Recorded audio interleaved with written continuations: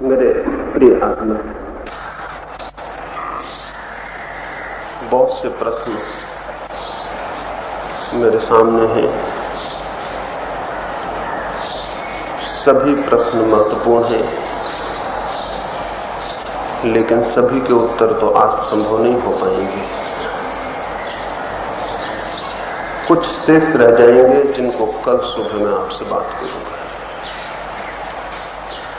सबसे पहले एक मित्र ने पूछा है कि परमात्मा की अनुभूति, उसका प्रसाद, उसका आनंद किन्हीं किन्हीं क्षणों में अचानक मिल जाता है और फिर खो जाता है। फिर बहुत प्रयास करने पर भी वो झलक दिखाई नहीं पड़ती। तो हम क्या करें?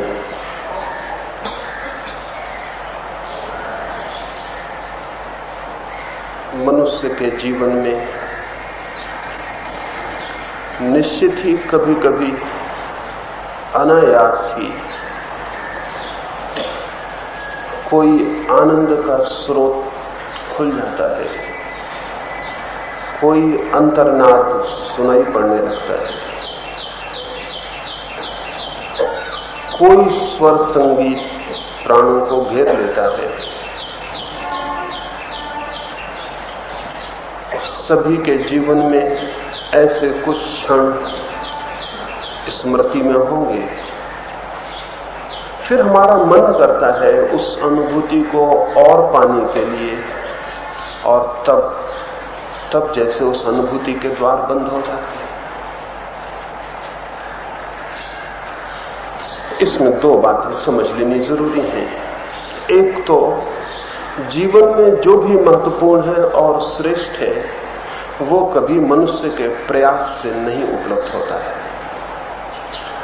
मनुष्य बहुत क्षुद्र और छोटा है, उसकी सीमाएं हैं और आनंद की कोई सीमा नहीं। जब मनुष्य अनुपस्थित होता है तभी वे आनंद के द्वार खुलते हैं, और जब मनुष्य बहुत प्रयास करके उपस्थित हो जाता है तब वे द्वार बंद हो जाते हैं। परमात्मा को आज तक किसी ने प्रयास से नहीं पाया है, अप्रयास से ही, इफर्ट से नहीं, इफर्टलेसनेस में ही उसकी प्रतीति और अनुभव होता है। मैं किसी को प्रेम दूं और अगर प्रयास से दूं तो वो प्रेम झूठा हो जाए। वो अप्रयास से बहे सहज तो ही सत्य होगा। जीवन में जो भी सत्य है, सुंदर है, वो मनुष्य के प्रयास से पैदा नहीं होता। तो अनायास तो अनुभूति मिलती है, फिर हम प्रयास करके जब उसे लाना चाहते हैं वो छूट जाती है। एक छोटी सी घटना कहूं, उससे शायद मेरी बात ख्याल में आए। एक ईसाई फकीर हुआ अगस्टिनस। 30 वर्षों से निरंतर प्रयास करता था परमात्मा की झलक पाने के लिए। कोई कोर कसर न छोड़ी थी अपने प्रयास में। 30 वर्ष आंखें आंसू बहा बहा के बीत गई थी।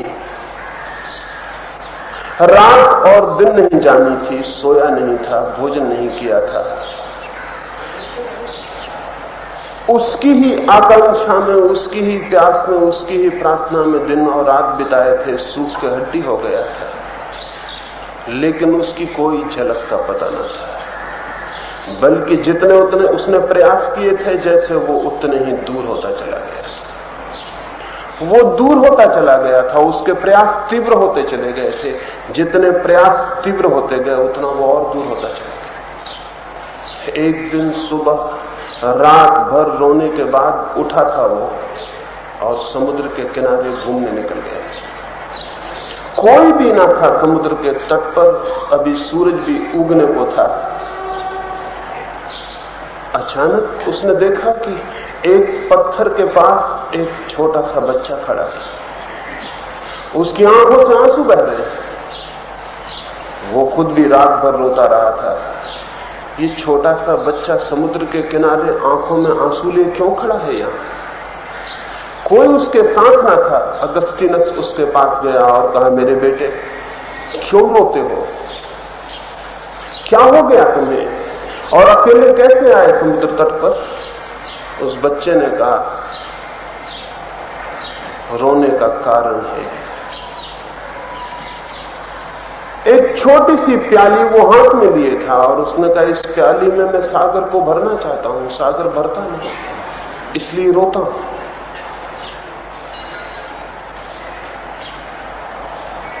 क्या करूं ना रोऊं तो? सागर को भर के घर ले जाने का मन है मेरा, लेकिन सागर भरता नहीं, प्याली छोटी पड़ जाती है। उस बच्चे का ये कहना जैसे अगस्तीनस के लिए परमात्मा की ध्वनि हो गई।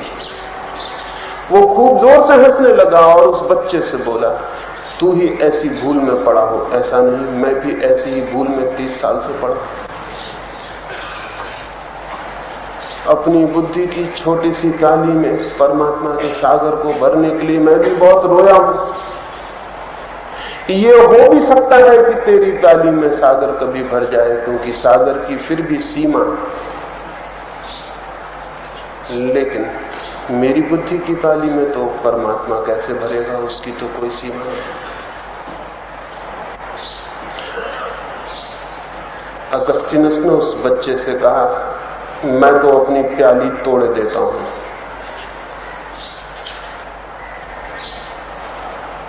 अगस्तीनस नाचता हुआ वापस लौट आया अपनी कुटी पर। उसके मित्र हैरान हुए, समझा शायद अगस्तीनस को वो मिल गया जिसके लिए उसके प्राण रोते रहे थे। वे सब उसके निकट इकट्ठे हो गए। उसकी आंखों में आज बड़ी अद्भुत ज्योति थी, आज उसके प्राणों में अद्भुत पुलक थी, आज वो हर्षोन्माद से नाच रहा था। उन्होंने पूछा, अगस्तीनस मिल गया क्या? वो अगस्तीनस ने कहा, नहीं, वो तो नहीं मिला, लेकिन मैंने खुद को खो दिया। और जिस क्षण मैंने खुद को खोया, मैंने पाया कि वो तो सदा से ही मिला हुआ है। मनुष्य का अहंकार ही बाधा है परमात्मा को पाने में। अप्रयास के क्षणों में कभी अचानक जब मनुष्य का अहंकार सोया होता है, अनुपस्थित होता है, उसकी एक झलक किनारे से निकल जाती है। जैसे ही उसकी झलक निकल जाती है, भीतर एक आनंद उमग उठता है। फिर उस आनंद को पकड़ने को हम लालायित हो जाते हैं, लोभी हो जाते हैं। फिर हम उसके पीछे दौड़ने लगते हैं, अहंकार वापस आ जाता है, मैं फिर खड़ा हो जाता हूं, फिर उसे खोजता हूं, उस पर कोई हाथ नहीं पड़ता। अहंकार उसे कभी भी नहीं पा सका है। इसलिए जिन मित्र ने पूछा है, अगर अनायास उसकी झलक मिलती हो तो फिर प्रयास न करें उसके लिए, क्योंकि प्रयास बाधा बन जाए। फिर ऐसे जिए बिना प्रयास के, बिना एफर्ट के, बिना कोशिश के, तब उसकी झलकें बढ़ती चली जाएंगी। और जिस दिन कोई कोशिश मन में न होगी उसे पाने की, उसी दिन वो उपलब्ध हो जाता है। संसार और सत्य को पाने की दिशाएं बड़ी विपरीत हैं। संसार में कुछ भी पाना हो तो प्रयत्न करना होता है, प्रयास करना होता है, क्योंकि संसार की सारी दौड़ अहंकार की दौड़ है। परमात्मा को पाने में बात बिल्कुल उल्टी है। वहां जो प्रयास करेगा, प्रयत्न करेगा, वो खो देगा उसे। वहां तो जो अप्रयास में छोड़ देगा अपने को, उसे पालेगा। नदी में कोई आदमी गिर पड़े तो तैर भी सकता है और बह भी सकता है। जो तैरता है वो प्रयास कर रहा है, जो बहता है वो प्रयास नहीं कर रहा है। जो बहता है फिर नदी की ताकत उसे बाहर ले जाती है। जो तैरता है उसे अपने श्रम पर निर्भर रहना होता है। खुद के श्रम की सीमा है, थक जाएगा। लेकिन जो बहा है उसके सामर्थ्य की कोई सीमा नहीं। क्योंकि अपनी शक्ति उसने लगाई भी नहीं। परमात्मा की खोज में तैरने वाले लोग असफल हो जाते हैं, बहने वाले लोग सफल हो जाते हैं। बहना सीखना पड़ता है, तैरना नहीं। तैरना हमारी अस्मिता है, हमारी ईगो है, मैं पालू। एक छोटी सी कहानी, फिर मैं दूसरे प्रश्न का उत्तर आपको दूं। एक बड़ी झूठी कहानी, लेकिन बड़ी सच भी। एक बहुत अद्भुत मूर्तिकार हुआ, उसकी मृत्यु आ गई। वो डरा हुआ था, मृत्यु से बचना चाहता था। उसने अपनी ही 12 मूर्तियां बना ली और उनमें चिपके खड़ा हो गया। मौत भीतर आई, उसने उन मूर्तियों पर आंख डाली। वो मूर्तिकार भी सांस को रोके उन्हीं मूर्तियों में छिपा था। मृत्यु पहचान ना पाई कौन है असली आदमी जिसे ले जाना। वहां एक जैसे 12 लोग थे। मौत वापस लौट गई और उसने परमात्मा को जाकर कहा, वहां तो एक जैसे 12 लोग हैं, मैं किसको लाऊं? परमात्मा ने मौत के कान में एक सूत्र कहा, इस सूत्र को बोल देना, जो असली आदमी है वो अपने आप बाहर निकल आएगा। वो मौत वापस लौटी। वो फिर उस कमरे में गई जहां वे मूर्तियों में छिपा हुआ मूर्तिकार खड़ा था।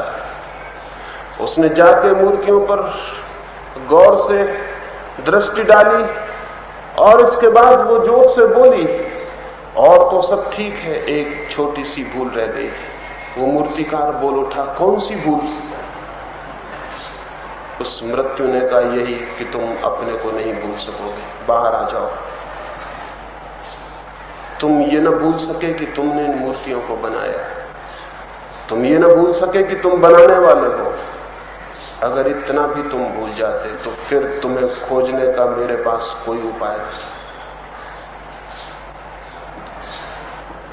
अहंकार जहां खड़ा है वहां मृत्यु से तो मिलन हो सकता है, लेकिन अमृत से नहीं। जहां अहंकार नहीं है वहां अमृत से मिलन है। वो अमृत ही परमात्मा है, वो अमृत ही आनंद है, वो अमृत ही सत्य है। छोड़ दे अपने को ताकि वो आ सके, मत अपने को बीच में खड़ा करें ताकि दीवार बन जाए। हमारे अतिरिक्त परमात्मा और हमारे बीच कोई भी नहीं। हम जितना प्रयास करते हैं उतना ही ये मेरा मैं मजबूत होता चला जाता है, उतनी ही दीवार मजबूत होती चली जाती है, उतनी ही उसकी झलकें मिलनी कठिन हो जाती है। अपने को छोड़ दें, अपने को बिल्कुल छोड़ दें जैसे नहीं है। जिस क्षण आप नहीं हैं उसी क्षण द्वार मिल जाता है। कबीर ने कहा है, मैं बांस की एक पोंगरी हूं, एक बांसुरी हूं, उसके स्वर मेरे भीतर से बहते हैं। अगर मैं ठोस हो जाऊं तो उसके स्वर बहने बंद हो जाएंगे। चूंकि मैं पोली हूं, भीतर ठोस नहीं हूं, उसके स्वर मुझसे बह पाते हैं। हम जितने ठोस हैं उतने ही उसके स्वर हमारे भीतर से नहीं बह पाते। हम जितने खाली हो जाते हैं, रिक्त अपने मैं से, अपने प्रयास से, उतने ही उसके स्वर हमारे भीतर बहने शुरू हो जाते हैं। वो तो निरंतर द्वार पर खड़ा है, लेकिन हमारे द्वार बंद हैं और अपने ही अहंकार से बंद है। इसलिए यदि अप्रयास में अनायास उसकी झलक मिली हो तो ये सूत्र समझ ले, इसमें सारी बात छिपी है। इसमें ये छिपा है कि फिर प्रयास मत करें, छोड़ दें अपने को, उसकी झलकें मिलेंगी। और जिस दिन आप पूरा छोड़ देंगे उस दिन वो पूरा मिल जाता है। अपने को हटा दें। एक और मित्र ने पूछा है, जीवन में दुख ही दुख मालूम होता है, क्या करें? जीवन में सब बुरा बुरा ही मालूम होता है, निराशा और उदासी मालूम होती है, क्या करें? जीवन में न तो दुख है और न सुख। जीवन को तो जैसा हम देखने में समर्थ हो जाते हैं वो वैसा ही हो जाता है। जीवन तो वैसा ही है जैसी देखने की हमारे पास दृष्टि होती है। हमारे ही बीच इसी जीवन में वे लोग भी जीते हैं जो आनंद से भरे होते हैं, और वे लोग भी जो दुख और अंधकार से। जीवन यही है, देखने की दृष्टियां भिन्न होती हैं। अगर हमने जीवन में उदासी और अंधकार और दुख और पीड़ा को ही देखने की दृष्टि को अर्जित कर लिया हो, तो जीवन के आनंद से हम वंचित रह जाएं तो कोई आश्चर्य नहीं। मैंने सुना है एक मां अपने बच्चे से परेशान थी। वो किसी भी तरह के भोजन में कोई रुचि न लेता था और हर तरह के भोजन में कुछ न कुछ आलोचना, शिकायत खड़ी कर देता था। वो किसी तरह के वस्त्रों में भी कोई रुचि न लेता था और हर तरह के वस्त्रों में कोई न कोई भूल चूक खोज लेता था। वो किन्हीं मित्रों में भी कोई रुचि न लेता था और हर मित्र में कोई न कोई खराबी खोज लेता था। उसकी मां घबरा गई। उसका भविष्य सुखद न था। जिसकी दृष्टि हर जगह भूल ही और अंधकारपूर्ण पक्ष को खोज लेने की हो, उसका जीवन नरक हो जाएगा। वो घबरा आई। वो उसे एक मनोवैज्ञानिक के पास ले गई। सबसे बड़ा प्रश्न तो उसके भोजन का था, क्योंकि वो भोजन करना ही बंद कर दिया था। हर चीज में, दूध में उसे बास आती थी, रोटियां उसे पसंद न थी, इस चीज में ये खराबी थी, उस चीज में वो खराबी थी, और सब तो ठीक था, लेकिन भोजन के बिना तो जीना भी कठिन हो। वो एक बड़े मनोवैज्ञानिक के पास ले गई। उस मनोवैज्ञानिक की बड़ी ख्याति थी। वो न मालूम कैसे कैसे विक्षिप्त लोगों को भी ठीक कर चुका था। ये तो एक छोटा सा बच्चा था, अभी जीवन की शुरुआत थी, इसे ठीक करने में कौन सी कठिनाई होने वाली थी। उस मनोवैज्ञानिक ने उस बच्चे को बहुत तरह से समझाया, भोजन की खूबियां समझाई, फायदे समझाए, बहुत अच्छी अच्छी मिठाइयां बुलवाई, उस बच्चे के सामने रखी, लेकिन उसने कोई ना कोई आलोचना निकाल दी। आलोचक था जन्मजात।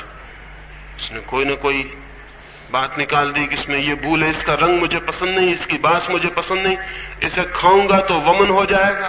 बहुत मनोवैज्ञानिक भी थोड़ा घबराया, लेकिन उसकी मां के सामने वो ये बताना नहीं चाहता था कि मैं घबरा गया हूं इस छोटे से बच्चे से।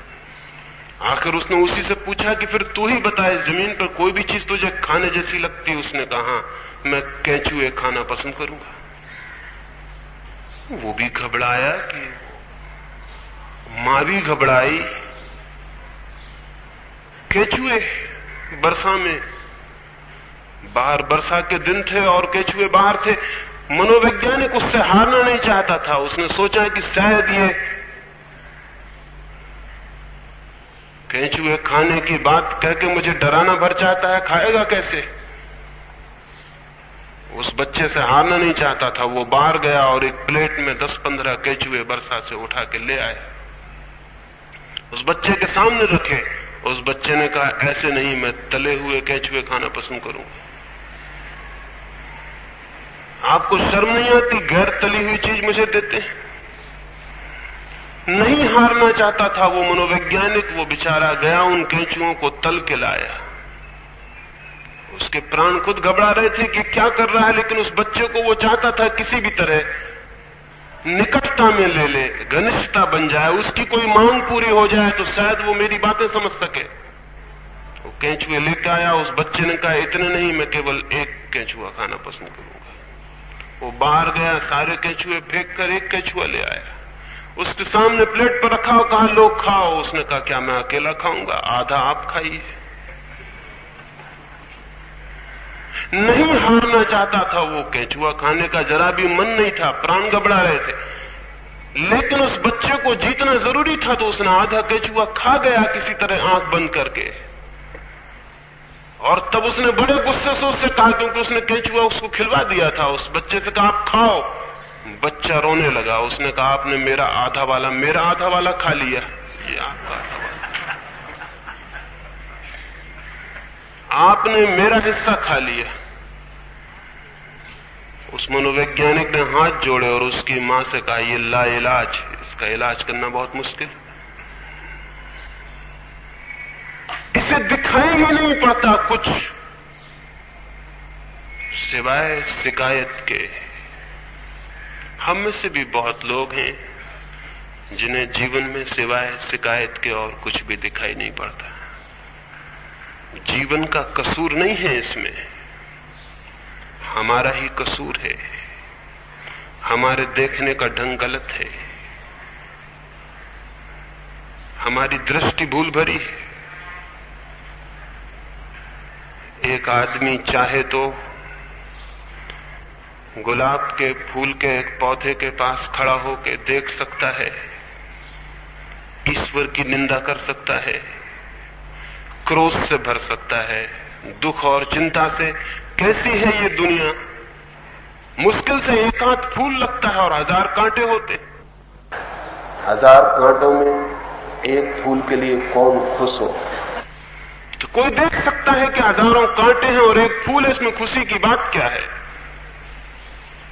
लेकिन कोई दूसरा व्यक्ति ये भी देख सकता है कितनी अद्भुत है ये दुनिया, जहां 1000 कांटे लगते हैं वहां भी एक फूल के पैदा होने की संभावना है। कोई ऐसा भी देख सकता है, और इस देखने के ऊपर निर्भर करेगा उनके पूरे जीवन का ढांचा, उनके पूरे जीवन की गतिविधि। कोई आदमी देख सकता है सूरज से चमकता हुआ एक दिन होता है और दोनों तरफ 2 अंधेरी रातें होती हैं, और तब उसे लगेगा 2 अंधेरी रातें और बीच में छोटा सा प्रकाश भरा दिन, कैसी बुरी है ये दुनिया। और कोई ये भी देख सकता है 2 चमकते हुए दिन, बीच में छोटी सी अंधेरी रात होती है, कितनी भली है ये दुनिया। ये हमारे देखने पर निर्भर होता है। क्या हम जीवन के प्रकाशोज्वल पक्ष को देखने को उत्सुक हुए हैं, या कि उसके अंधकारपूर्ण पक्ष को? असल में हमारी आदत नहीं है ये। एक प्रोफेसर अपनी कक्षा में अपने बच्चों को कोई बात समझा रहा था।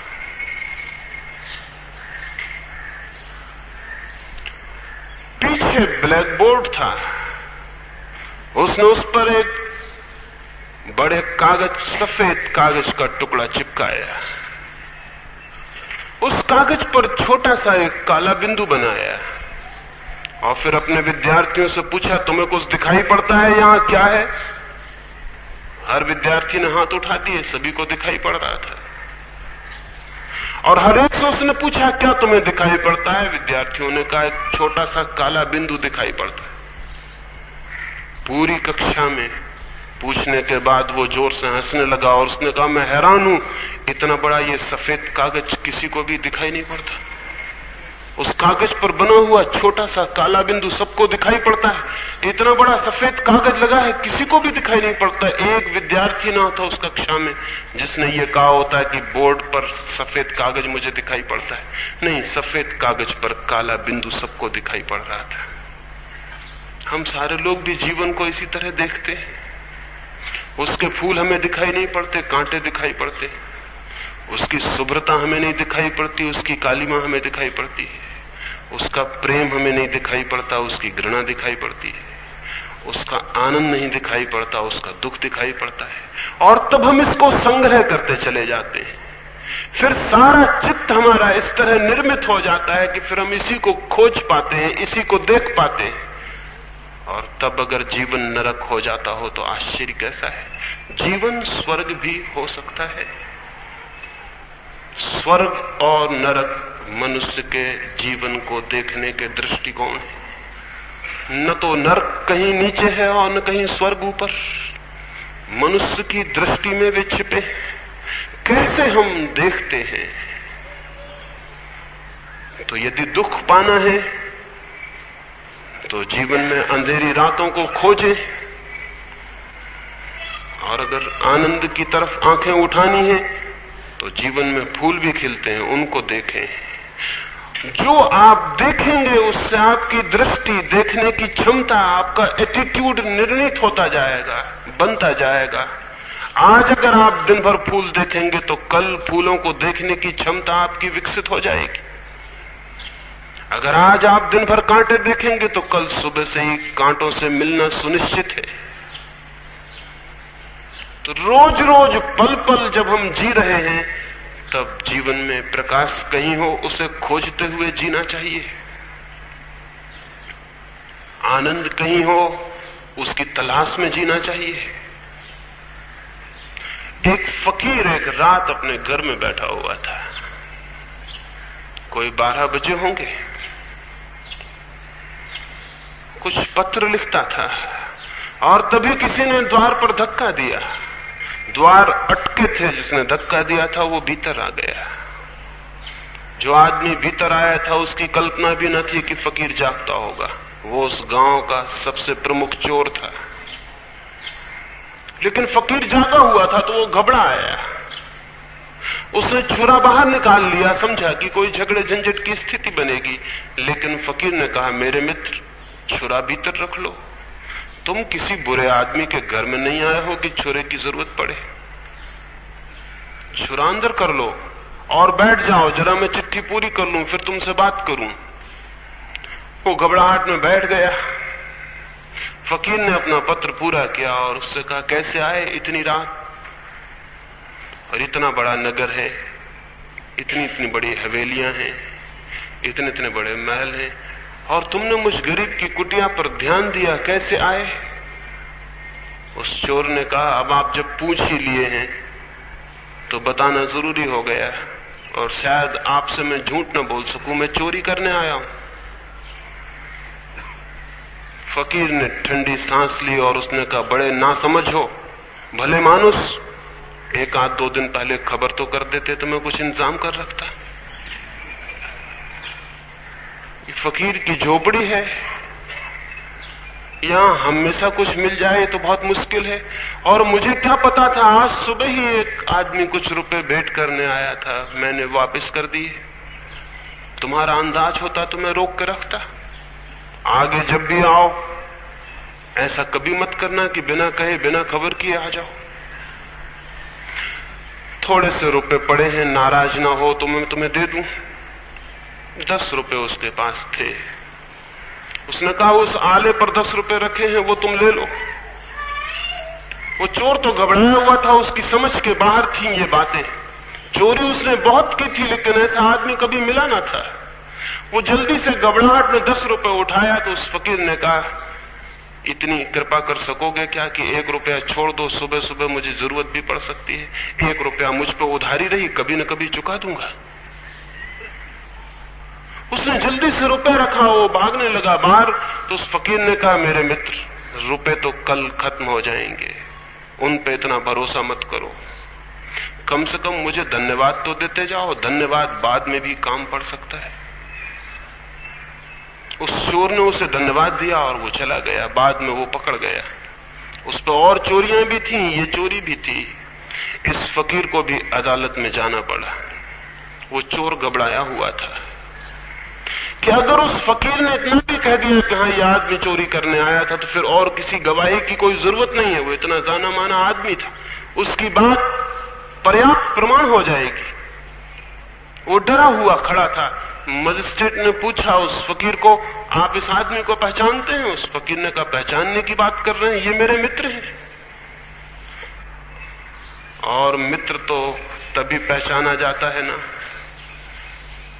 दुख में जो अपने पे भरोसा करे वही तो मित्र है। एक रात जब इस व्यक्ति को जरूरत पड़ गई थी तो ये किसी महल में नहीं गया, मेरे झोपड़े पे आया था। मेरा मित्र है, मुझ पे विश्वास करता है। मजिस्ट्रेट ने पूछा, इसने आपकी कभी चोरी की थी? उसने कहा, कभी भी नहीं। मैंने इसे 9 रुपए भेंट किए थे और 1 रुपया अब भी इसका मेरे ऊपर उधार है जो मैं चुका नहीं पाया। वो मुझे इसका चुका देना है।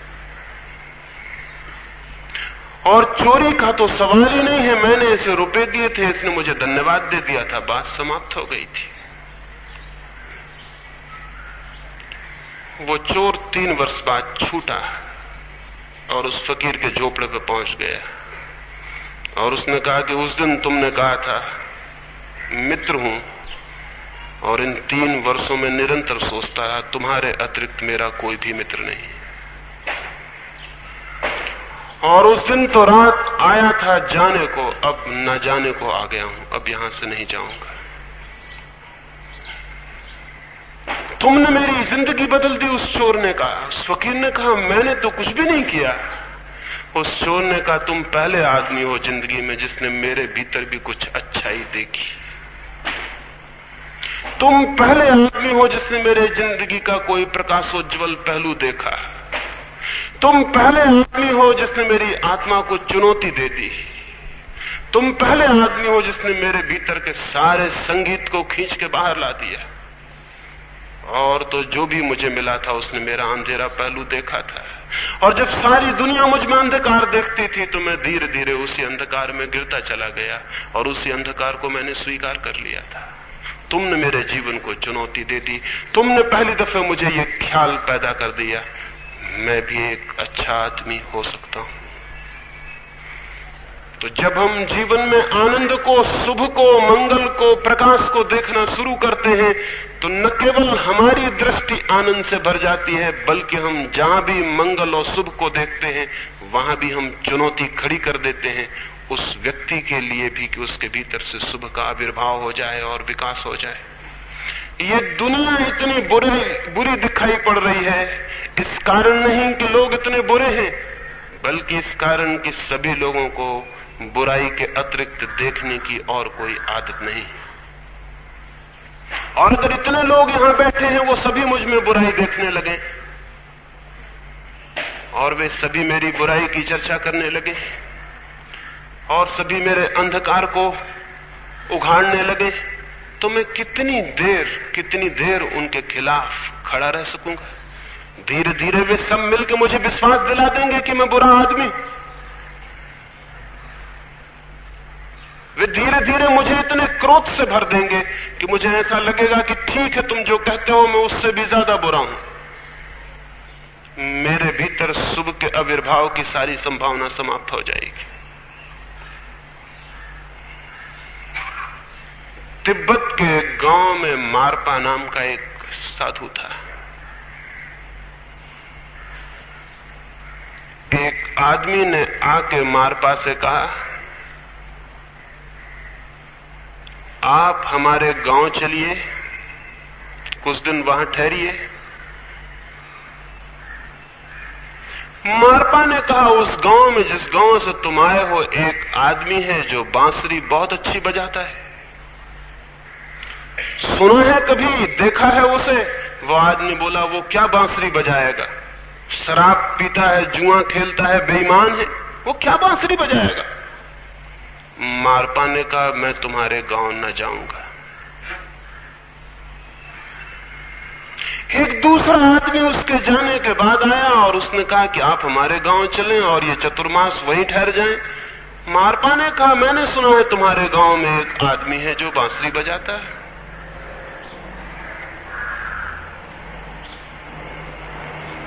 बहुत अच्छी बांसुरी बजाता है, सुना है कभी उसे? उस आदमी ने कहा, इतना बेईमान है वो, इतना चोर है, इतना निपट अनैतिक है, वो क्या बांसुरी बजाएगा?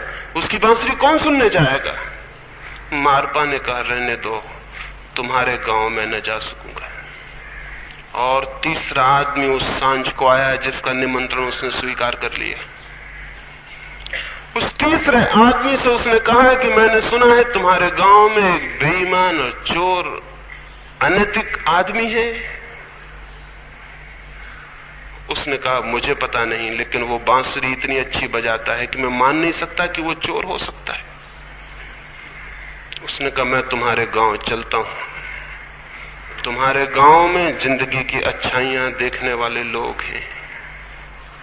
जिस गांव में अच्छाइयां देखने वाले लोग हैं वो गांव जमीन पर स्वर्ग बन जाता है। हमने अपनी जमीन को नरक बना लिया है। दुख बाहर नहीं है, हमारी दृष्टि में है, और आनंद भी बाहर नहीं है, वो भी हमारी दृष्टि में है।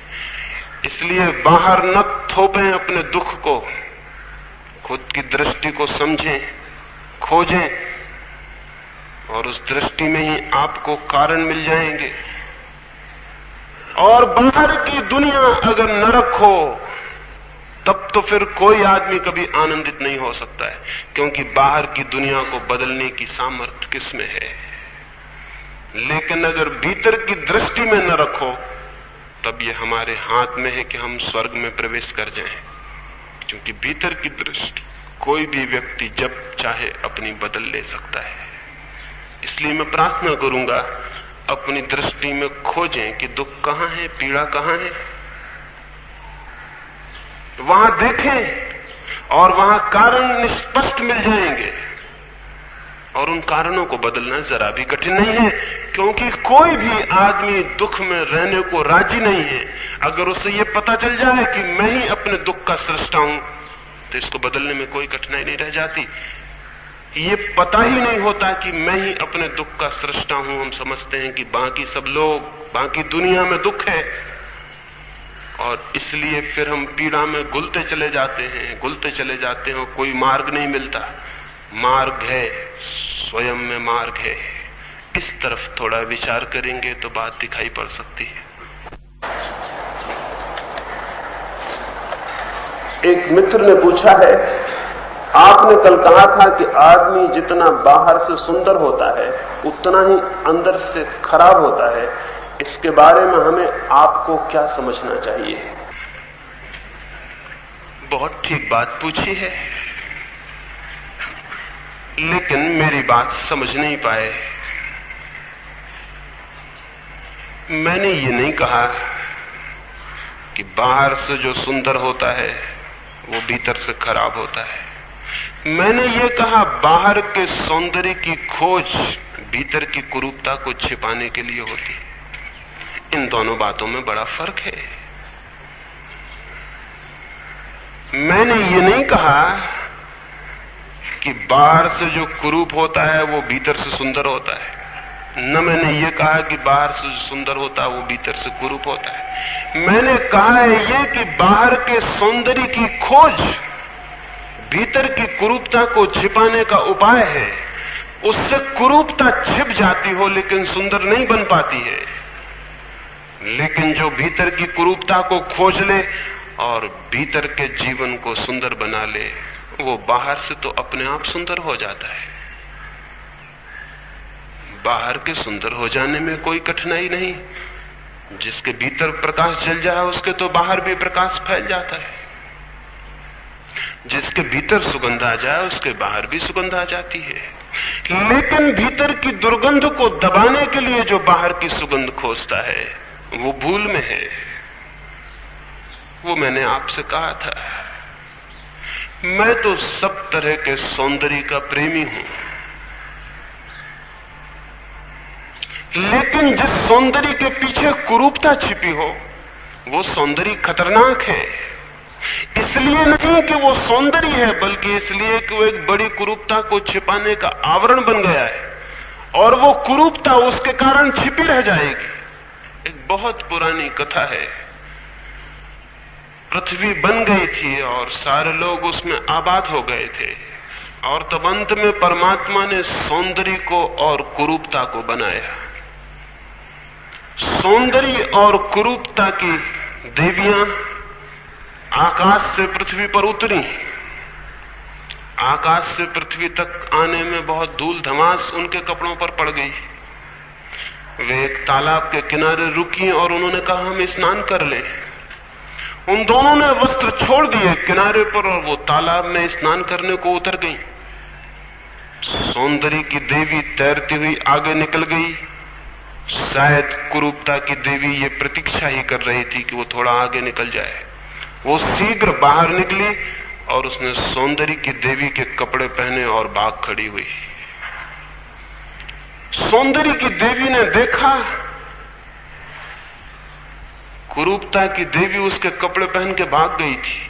वो बाहर आई, वो नग्न खड़ी थी, सुबह होने के करीब थी, गांव के लोग जगने लगे थे। अब सिवाय इसके कोई रास्ता ना रहा कि वो कुरूपता के कपड़े पहन ले। नंगे रहना बड़ा मुश्किल था। उसने वो कपड़े पहने। वो सौंदर्य की देवी कुरूपता के कपड़े पहनकर कुरूपता की देवी के पीछे अब तक सुनते हैं भागी चली जा रही, लेकिन वो कपड़े उसने अभी तक वापस नहीं लौटाए। वो भागती चली जा रही है, भागती ही चली जा रही है। कुरूपता सौंदर्य के वस्त्र पहन लेना चाहती है ताकि छिप जाए। मैंने ये कहा कि ऐसे बाह्य सौंदर्य की खोज में ख्याल करना कहीं भीतर की कुरूपता को छिपाने का आग्रह तो नहीं है। अगर है तो भीतर की कुरूपता ही मिटाने की कोशिश करना, ढांकने की नहीं। वो मिट जाएगी तो भीतर तो सुंदर होगा। उस सुंदर की किरणें बाहर तक फैल जाएंगी। जीवन सुंदर हो, सर्वांग सुंदर हो, ये कौन न चाहेगा। लेकिन जीवन भीतर से बाहर की ओर सुंदर हो, बाहर से केवल सुंदर ना हो, क्योंकि बाहर से सौंदर्य फिर बहुत खतरनाक हो जाता है, आत्मघात हो जाता है, आत्मवंचना हो जाती है। और बाहर के सौंदर्य से मेरा मतलब आप समझ गए होंगे। अगर ज्ञान की बात हो तो हम बाहर से शब्द सीख लेते हैं और भीतर अज्ञान छिपा लेते हैं। अज्ञान कुरूप है। सुंदर सुंदर शब्द सीख लेते हैं, शास्त्रों के वचन सीख लेते हैं, वे ऊपर से चिपक जाते हैं, भीतर भीतर अज्ञान खड़ा रह जाता है। अगर नीति का सवाल हो तो भीतर भीतर वासनाएं सरकती रहती हैं, ऊपर हम ब्रह्मचर्य के व्रत ले लेते हैं। भीतर सेक्स खड़ा होता है, ऊपर ब्रह्मचर्य के वस्त्र खड़े हो जाते हैं। भीतर क्रोध होता है, ऊपर हम शांत मुख मुद्राएं सीख लेते हैं। भीतर आंसू होते हैं, ऊपर हम मुस्कुराहट चिपका लेते हैं। ऐसा हम जीवन को धोखा दे देते हैं। भीतर कुछ होता है, बाहर हम कुछ हो जाते हैं। और ये इससे इतना तनाव, इतना टेंशन पैदा होता है, क्योंकि हम प्रतिक्षण भीतर कुछ होते हैं जो हम असली हैं और बाहर हम कुछ होते हैं जो हम नकली हैं। और इन दोनों के बीच एक द्वंद, एक कॉन्फ्लिक्ट चलती रहती है जो जीवन के सारे आनंद को छीन कर देती है, सारी शक्ति को पी जाती है। भीतर से क्रांति होनी चाहिए, बाहर से नहीं। भीतर से कुछ बदल आनी चाहिए, बाहर से नहीं। भीतर की बदल बाहर की बदल बन जाएगी, लेकिन बाहर की बदलाहट भीतर की बदलाहट नहीं बन सकती है, क्योंकि भीतर है हमारे प्राण, भीतर है हमारा केंद्र, भीतर है हमारी जड़ें। जो उन जड़ों को भूल जाता है और पत्तों की फिक्र करता है, उसका वृक्ष आज नहीं कल सूख जाएगा, और तब फिर उसे प्लास्टिक के पत्ते ला के बाहर लगा लेने पड़ेंगे और प्लास्टिक के फूल बाजार से खरीद लाना पड़ेंगे। पहले कागज के फूल मिलते थे, अब उनसे भी ज्यादा मजबूत नकली फूल मिलने शुरू हो गए, वो प्लास्टिक के। उनको लगा के घर में हम बैठे रह जा सकते हैं। धोखा हो सकता है किसी को फूलों का, लेकिन प्लास्टिक का फूल भी फूल है कोई। ऐसे हमने जिंदगी में भी प्लास्टिक के फूल खोज लिए। तो मैंने जो कहा, मैं फूलों का दुश्मन नहीं हूं, फूलों से मुझे प्रेम है। आपके घर में फूल हो, इससे ज्यादा खुशी की बात क्या है। लेकिन आप प्लास्टिक के फूलों को फूल समझ रहे हो तो बड़ी गड़बड़ है। प्लास्टिक के फूलों के मैं विरोध में हूं। इसलिए विरोध में हूं कि वो नकली सिक्के, खोटे सिक्के असली सिक्कों को बाहर कर देते हैं बाजार के। झूठे फूल असली फूलों की हत्या हो जाते हैं। झूठा आचरण सच्चे आचरण के जन्म में बाधा बन जाता है।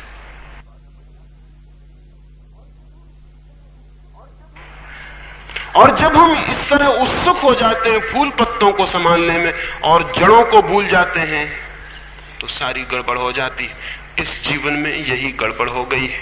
एक छोटी सी घटना आपको कहूं। मांसतंग छोटा था, उसकी मां की एक बहुत खूबसूरत बगिया थी। उस इलाके में उसकी मां से ज्यादा अच्छे फूल किसी की बगिया में नहीं आते थे। बड़े प्रेम से उसने उन फूलों को सींचा था और बड़े प्रेम से उनको संभाला था। प्रेम पुरस्कार लाता था और फूल बड़े अद्भुत होते थे। फिर वो बूढ़ी मां बीमार पड़ गई तो उसे अपनी बीमारी की चिंता न थी, न अपने मौत की फिक्र थी। उसे अपने फूलों की जो कुंभला न जाए, अपने पौधों की जो मुरझा न जाए। माओ छोटा था, उसने कहा मां तुम घबराओ मत, मैं उनकी फिक्र कर लूंगा। 15 दिन तक उसकी मां बीमार थी और माओ बगीचे में मेहनत करता रहा। रात सोया नहीं, रात दिन मेहनत करता रहा, लेकिन कोई भी मेहनत कारगर न हुई। फूल सूखते गए, पौधे कुम्हलाते गए। घबराया कि बात क्या थी। 15 दिन बाद मां जब थोड़ी ठीक हुई, वो बाहर आई तो वो रोने लगी। माओ भी रोने लगा। माओ ने कहा मैंने पूरी मेहनत की लेकिन न मालूम क्या हुआ, ये फूल तो सूख गए हैं और पौधे कुम्हला गए हैं। उसकी मां ने कहा तुम तो दिन रात बगीचे में रहते थे, करते क्या थे? उसने कहा मैं एक एक पत्ते की धूल झाड़ता था, एक एक फूल पे पानी छिड़कता था। तो नहीं क्या हुआ, ये सब सूखते चले गए। उसकी मां हंसने लगी। उसने कहा पागल हो तुम,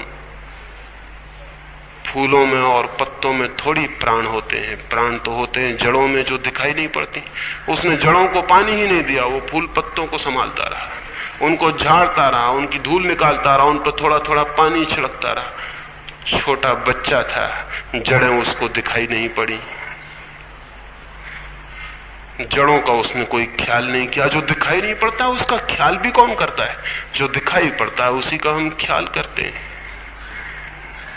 उसे पता भी ना था कि जमीन के नीचे जड़ें हैं जिनमें प्राण है, और अगर उनको पानी मिल जाए तो फूल पत्तों को अपने आप मिल जाएगा। लेकिन फूल पत्तों को पानी देने से जड़ों को पानी नहीं मिल सकता है। वो तो बच्चा था, लेकिन हम सब भी जिंदगी के बगीचे में ऐसे ही बच्चे हैं। फूल पत्तों को संभालते हैं, जड़ों की हमें कोई फिक्र नहीं, बल्कि हम पूछते हैं जो चीज दिखाई नहीं पड़ती वो है कहां? मनुष्य के भीतर जो चेतना है वो उसकी जड़ है, वहां है रूट्स। मनुष्य की जो आत्मा है वो उसकी जड़ है, वो दिखाई नहीं पड़ती। जड़ें कभी दिखाई नहीं पड़ती, अदृश्य उनका काम है। वहां जो संभाल लेता है उसके बाहर के जीवन में बहुत फूल आते हैं, बहुत सौंदर्य प्रकट होता है, बहुत सत्य, बहुत संगीत का जन्म होता है। लेकिन भीतर जो जड़ों को भूल जाता है और बाहर के फूल पत्तों को संभालने में लग जाता है, उसका जीवन मुरझा जाता है। हम सबका जीवन ऐसे ही मुरझा गया है। इस मुरझाएपन को छिपाने के लिए हम फिर बाजार से फूल खरीद लाते हैं, पत्ते लगा लेते हैं। असली पौधा मर ही जाता है, धीरे धीरे नकली पत्ते ही और फूल ही हमारे पास रह जाते हैं। फिर नकली जीवन में आनंद कैसे हो? फिर नकली और झूठे जीवन में सुवास कैसे हो? फिर नकली और झूठे जीवन में वो पुलक थिरक और नृत्य कैसे हो? वो नहीं हो सकता। वहां प्राण ही नहीं है तो ये सब कैसे होगा? इसलिए मैंने कहा भीतर के सौंदर्य को जगाना, भीतर की कुरूपता को छिपाना मत, उसे मिटाना है, इसलिए छिपाना मत। अगर बचाना हो तो छिपा लेना। जिसे हम छिपाते हैं वो बच जाता है, जिसे हम उघाड़ते हैं उसके मिटने की शुरुआत हो जाती है। मैं समझता हूं मेरी बात ख्याल में आई होगी। एक छोटा सा प्रश्न और फिर चर्चा में पूरी करूंगा।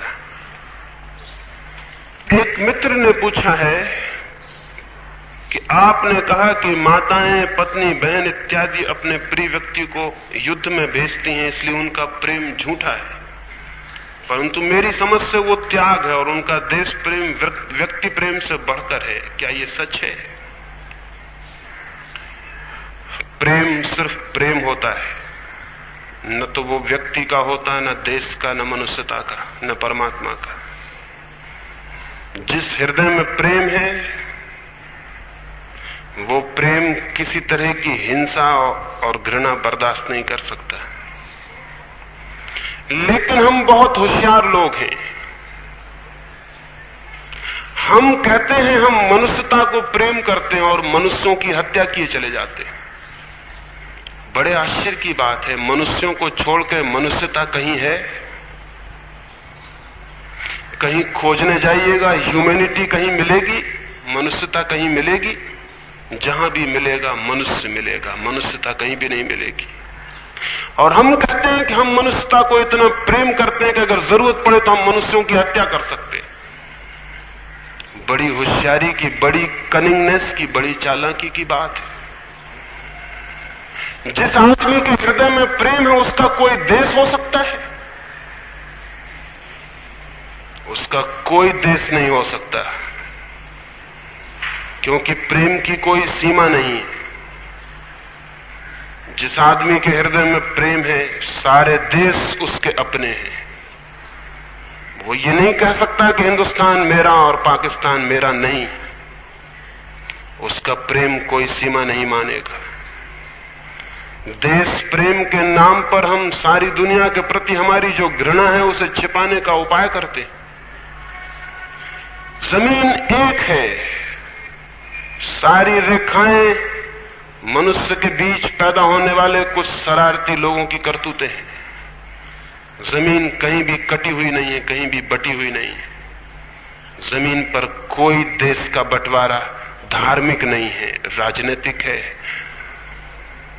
प्रेम का बंटवारा नहीं है ये घृणा का और हिंसा का बंटवारा है। और फिर इन सीमाओं पर युद्ध खड़े होते हैं और हम कहते हैं हम अपने देश प्रेम के लिए इन सीमाओं पर अपने लोगों की हत्या करवाएंगे और दूसरों की हत्या करेंगे।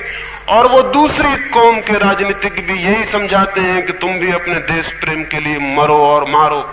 और देश प्रेम के नाम पर दुनिया में अब तक 5000 वर्षों में 14,000 युद्ध हुए।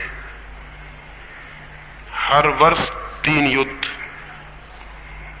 14,000 युद्ध 5000 वर्षों में देश प्रेम के नाम पर। और आदमी कटता है और मरता है। लेकिन हम बहुत होशियार हैं। जब भी हमें कोई बुरा काम करना होता है तो हम कोई ऊंचा नारा खोज लेते हैं। देश प्रेम, मनुष्यता का प्रेम, धर्म का प्रेम। निहायत बेवकूफियों को हम अच्छे अच्छे शब्दों में छिपा लेते हैं। जिस मनुष्य के हृदय में प्रेम है वो किसी भी मूल्य पर हिंसा के लिए राजी नहीं हो सकता। वो किसी भी मूल्य पर हिंसा के लिए तैयार नहीं हो सकता। और जो चीजें हिंसा लाती हैं उन चीजों के लिए भी राजी नहीं हो सकता। देश की सीमाएं हिंसा लाने वाली सीमाएं हैं। जिस आदमी के हृदय में प्रेम है वो इस बात के पक्ष में होगा कि दुनिया में राष्ट्र नहीं रह जाने चाहिए। वो इस बात के पक्ष में नहीं हो सकता है कि राष्ट्र बचने चाहिए। वो इस बात के पक्ष में नहीं हो सकता है कि शूद्र और ब्राह्मण और क्षत्रिय और वैश्य बचने चाहिए। वो इस पक्ष में नहीं हो सकता कि हिंदू मुसलमान बचने चाहिए। वो इस पक्ष में होगा कि ये सारी सीमाएं युद्ध लाती हैं, हिंसा लाती हैं, इसलिए दुनिया में कोई भी सीमा नहीं बचनी चाहिए। ये सारी देश प्रेम की बातें हिटलर भी करता है, मुसोलिनी भी करता है, स्टालिन भी करता है, माओ भी करता है, सारी दुनिया में सब करते हैं। और अंत में परिणाम क्या होता है इस देश प्रेम का? युद्ध, हत्या और हिंसा। हम कब समझेंगे इस बात को कि देश प्रेम के शब्द झूठे हैं? मनुष्य के भीतर अगर प्रेम होता, जो कि नहीं है लेकिन पैदा हो सकता है, और वो तभी पैदा होगा जब हम इस बात को ठीक से समझ लें कि जिसे हम अभी प्रेम समझ रहे हैं वो प्रेम नहीं है। अभी हिंदुस्तान पर हमला हुआ, पाकिस्तान का या चीन का हमला हुआ, सारे हिंदुस्तान में लोग कहते हैं प्रेम की लहर दौड़ गई, लोग इकट्ठे हो गए, लोग संगठित हो गए, एकता आ गई। मैं आपसे पूछता हूं, ये प्रेम की एकता है या कि घृणा की एकता है? सामने दुश्मन खड़ा है, उसे नष्ट करने की कामना तीव्रता से पैदा होती है, उससे जूझने की, हत्या की, हिंसा की तीव्र लहर दौड़ती है, हम इकट्ठे हो जाते। वो इकट्ठा होना प्रेम का इकट्ठा होना नहीं है। आज तक दुनिया में प्रेम का कोई संगठन नहीं बना, सब संगठन घृणा के, हेट्रेट के। फिर वो घृणा हट जाती है, युद्ध हट जाता है, हम फिर अपनी जगह खड़े हो जाते हैं, वो सारी एकता विलीन हो जाती। फिर महाराष्ट्रियन गुजराती से लड़ने लगता है, फिर हिंदू मुसलमान से लड़ने लगता है, फिर दक्षिण भारतीय उत्तर भारतीय से लड़ने लगता है, हिंदी बोलने वाला गैर हिंदी बोलने वाले से लड़ने लगता है। हमारे भीतर प्रेम नहीं है। इस सत्य को मनुष्यता जिस दिन स्वीकार कर लेगी कि अभी हम प्रेम को जन्म नहीं दे पाए हैं, उस दिन मनुष्य के जीवन में एक सौभाग्य का उदय होगा, क्योंकि तब हम सोच सकेंगे कि कैसे प्रेम को जन्म दें। और जब तक हम इस इल्यूजन में, इस भ्रम में रहेंगे कि प्रेम हमारे भीतर है, तब तक तो फिर प्रेम को जन्म देने का विज्ञान भी सोचा विचारा नहीं जा सकता है। कुछ और बहुत प्रश्न हैं, वो मैं कल सुबह आपसे बात करूंगा। मेरी बातों को इतने प्रेम और शांति से सुना, उससे बहुत अनुग्रहित हूं। अंत में सबके भीतर बैठे परमात्मा को प्रणाम करता हूं, मेरे प्रणाम स्वीकार करें।